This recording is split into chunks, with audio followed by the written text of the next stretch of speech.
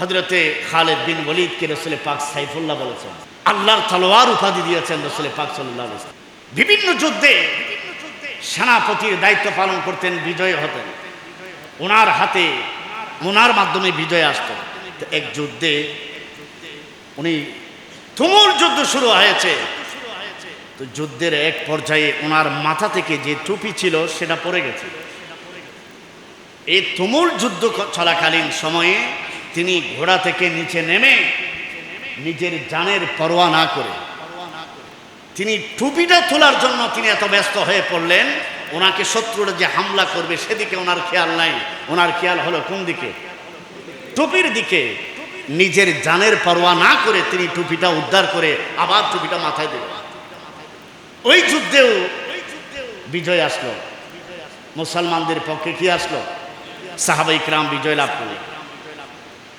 যুদ্ধ শেষে কিছু সাহাবী ওনাকে জিজ্ঞেস করেছে, আপনার মধ্যে আজকে একটা আশ্চর্যজনক বিষয় দেখলাম, অবাক হওয়ার মতো।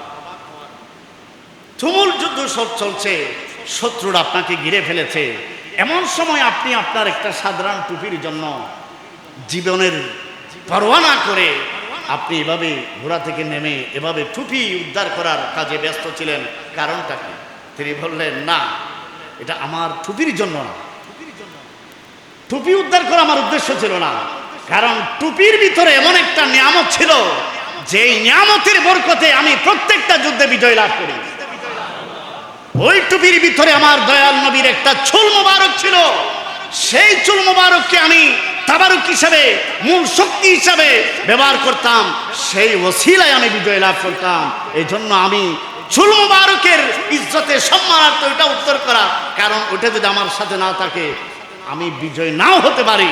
এই জন্য ওইটার ওসিলায় আল্লাহ পাক আমাকে বিজয় দান করে।